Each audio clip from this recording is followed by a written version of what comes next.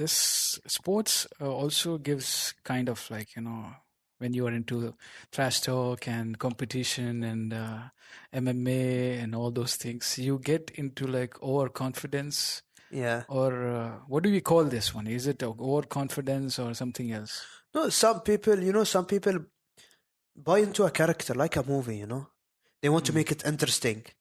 Like, oh, me and you are going to have a jiu-jitsu match. Oh, yeah, I know Qadi, like, he's a good guy. He's a good athlete, a good sportsman, And you say, oh, yes, he's a good guy, experienced guy.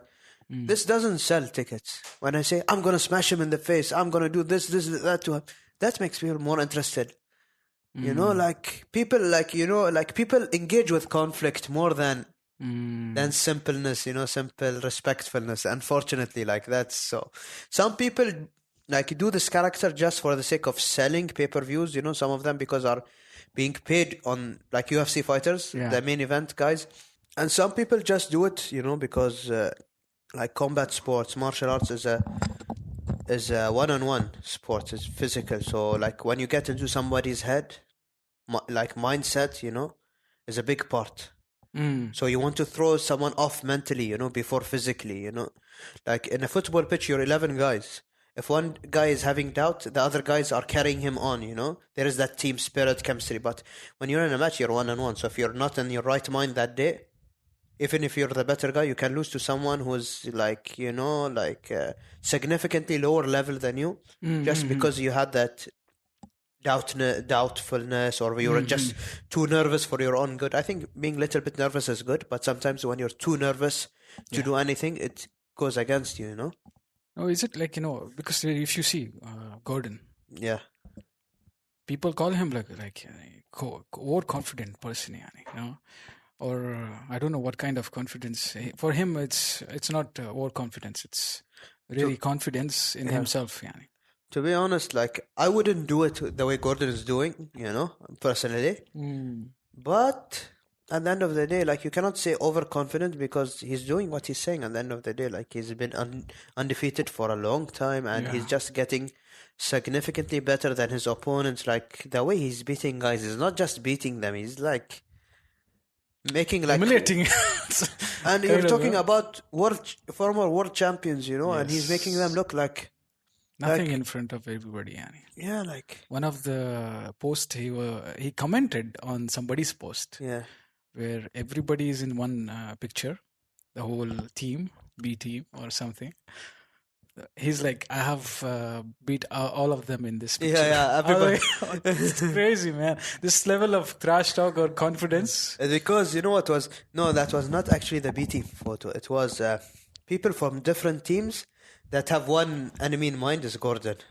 Yeah. And they're coming together, joining forces, like like Avengers versus Thanos, So it's like he's like a Thanos there, and like because he beat all of them up, and they're like trying to come, like Craig Jones from B team, Felipe Pena from his own gym, and he's a Gracie Baha affiliate.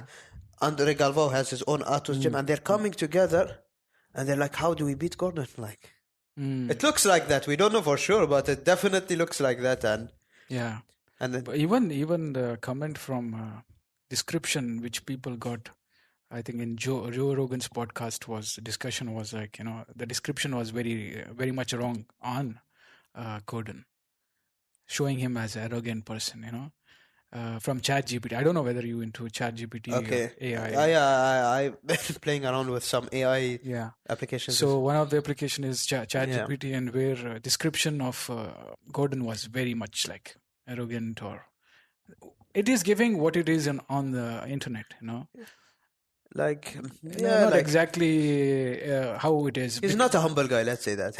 Maybe that way it is shown, but we don't know. If you see his training materials, I don't think like a lot of people who came up with Gordon in the training room say like his character on social media and character in the gym is super different. Is super different, And he said this about himself, like he's someone who doesn't forget. Like if someone posted something bad about his jiu-jitsu like 3-4 years ago, he will keep haunting him, like and trying to mention him or try to make his life miserable in any way possible. Like he plays very much. He carries, a lot. He's a guy who carries grudge, and it's hard for him to let go. Looks like his competition style is different. It's technical, his style. How are you handling competition? When it comes to yourself, how was your experience? For me, to be honest, I did okay in competition. I wasn't great. I was always one of these guys who was better at the gym. Like I've met, alhamdulillah, like IBJJF London, UAJJF, up to purple belt, I was doing fine in competition. Brown belt, I only competed once because it was Corona and it was a very high level. Like I had Luis Paulo in my first fight who won the division and ended up winning in a few months later the black belt division in the Grand Slam, like submitting like Espen Mathiesen, who was one of the top guys in the gi in the 77 kilos. And like, anyways, for me, I was always like a bit more nervous. But the competitions that I did well were the ones that I have in a run. Like, I would compete this week and next weekend. That was more available when I was studying in UK. Okay. We had much more competitions there, so you can compete almost every weekend if you want to.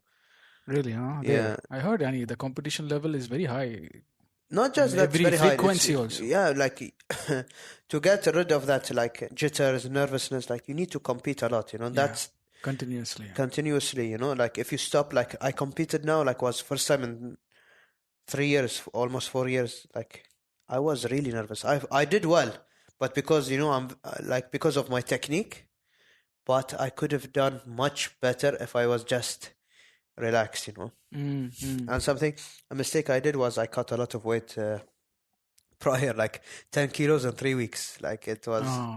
That makes you it makes you drains. It drained me, to be honest. It worked against me. Like I thought I was going to be the bigger, stronger guy, because when I wanted to compete, I was just coaching when I saw the competition, and then like I was out of shape, so I'm like, I cannot compete. Like I was 75 kilos, and for me anything above 70 is fat for me. Like when I'm 75, I'm at my worst, like at my worst shape possible, and I wanted to compete within 3 weeks at 65. I'm like, I'm going to do this, but the calorie deficits, like I was not a nice guy to be around, like every day, like huge calorie deficits you're having, like it's crazy, First few kilos, like you said, we were talking, you're into bodybuilding, like first few kilos are always the easiest. Yeah. But then you get to a time like when you're dieting, it's hard. And like you're training and you're doing you're eating right, aggressive, but you're still not losing weight, so you have to become even like more like extra. You have to add extra deficit thing, like, program.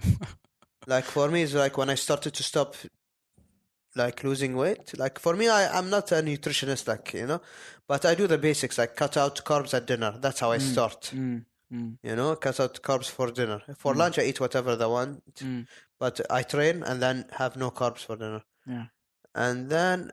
When I start to, like, for the first few kilos it was okay, and then I started to get like it's like cutting weight, but slowly. I'm not seeing that much difference. I need to do more, 10 kilos in 3 weeks, so it's crazy. So I was like adding like an extra 40 minutes on the treadmill after training, and then even when that started to become like like normalized, like I'm not losing much weight, I started even eliminating carbs even for lunch, so not like whole days and like no, it's not it's a good crazy. idea. It's crazy. It wasn't worth it, to be honest. But competition, like you have to have like, for me. Did it hurt you in competition? Were you able to reach the goal? Definitely, it hurt me. Like I made weight. Like for me, not making weight is unprofessional. Like I always tell my guys, if you choose a weight, make sure to bring it, because that part is 100% in your hands. Winning or losing is beyond your control. Yeah. Sometimes even if you have the best preparation possible, that other guy's just better than you. This will happen, sometimes. Like you train really hard, etc., etc. You've put a game plan. You never skipped a day of training. You're eating right, but you show up competition and that guy's still just another level. So I always tell my guys, like, if you choose a weight, you must bring it, because this is the one thing that's in your control. If you choose, like, for me, it's like inexcusable not to make weight, to be honest. To be honest, like, if you choose a weight, follow it. Make it. How about loss, man? And you know, when you competition, you get into wins and losses. Yeah. How do you handle, and what are your advices for anybody? Because I had really situation where first day loss and second day was winning. Okay. But second day was like completely with no expectation. I went there. Yeah. I had injury also, but I went there with no expectation. Yes. So I felt like there is so much into psychology, Annie. Like, you know, 100%. Tony Robbins says like 80% or 90% of your mindset 100% is dependent, Annie. Conor McGregor used Tony Robbins for one of his fights. You know, he brought in Tony Robbins. Really? Huh? Yeah. To help him in his camp. Like, I think it was Conor McGregor. I know I'm 90% sure it's Conor McGregor. It might be someone else, but yeah, they brought in Tony Robbins. Mindset is very important. You know, that's why you need to compete a lot. Like, and even if you lose, like, sometimes, you know, people take loss so as serious, no, as just, okay, I lost. No, it's not necessarily that way. It's a loss if you only think about a loss and you haven't learned anything about it. But when you lose, okay, like, whatever cost you that fight, don't lose it the same way again. You must fix your mistakes, you know? So I have one of my guys, he's a purple belt world champion now. And his first two competitions, he was very good in the gym, but he would lose in competition. I had guys opposite of him, like, were good in the gym, but when they come to competition day, they were just nerveless. Yeah. Nerves of steel, like, boom, like, go something. This guy was not like this, you know? He was losing, and every time he'd lose, we just make sure the next competition comes up, we'll not, even if we lose, we don't lose from the same mistakes. We fix that mistakes immediately. Otherwise, you lost. You really just lost, you know, and there's nothing to gain out of it, you know. Yeah. But if you gain something from your loss, no, you go to the next competition, you're better, you know. Like, the way to look at it is, if you know Cobrinha Charles, he's one of the best black belts of all time at lightweight division. Very, like, maybe 5 times, 6 times world champion, I'm not sure. But he's a legend in jiu-jitsu, and he's won nothing of significance until he was black belt. You know? Nothing of significance until he was black belt. Same thing with Gordon Ryan. Like, we haven't heard about him until he was brown belt.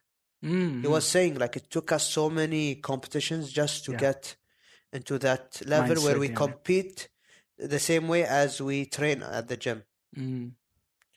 So yeah, like, loss is a loss, but take away from it, and there's no pressure, you know. Yeah. Especially for us, a lot of us, like, you know, who have other jobs, you know. Yeah. So for me, obviously now I'm a coach, you know. But someone who is like any full-time athletic person, it's for him it's more devastating because maybe he was depending on the money that he would make by competing, you know, or building his brand by winning, you know. Yeah. So, but if you have food, if you have people water, become emotional on this, man. Yeah, people become emotional. I know it's a hard topic because I've been there, you know. Like you said, Brazilians especially are very emotional when it comes to this.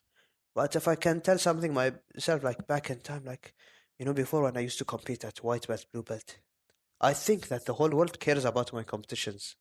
Like, you know, like, I was competing every time world champion, you know, like, because, like, from the first competition I went as a white belt, I got silver medal in UAJJF. Like, it was it wasn't called AGP, just UAJJF. It was, I think, the Super Asian Cup it was called. Like, it was a good competition. Yeah. I just went there because it was my first competition, and we were just white belts training together. Oh, mashallah. And I went, and I just submitted my way to the final.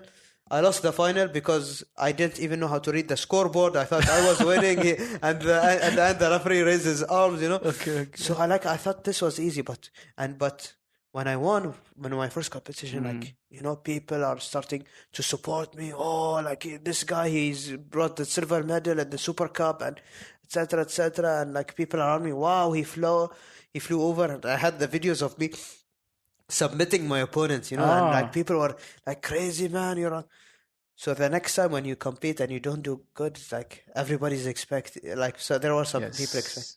But to be honest, people don't care that much, you know, when people, especially people around you, are happy for you, you know.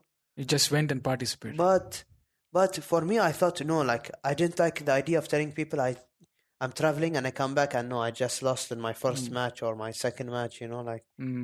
So that started to put a pressure on me very early on.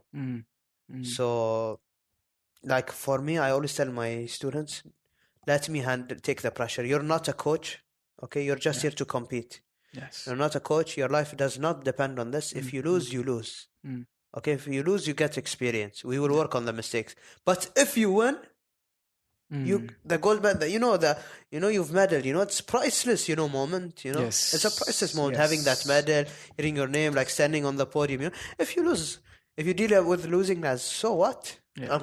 I'm just gonna try again, like playing PlayStation, Crash Bandicoot, you'd lose lives and okay, restart. You have chance. You have chance. Still have a chance. Yeah. And that the sweetness of that success later also becomes much better. Yani. It's more rewarding. Absolutely.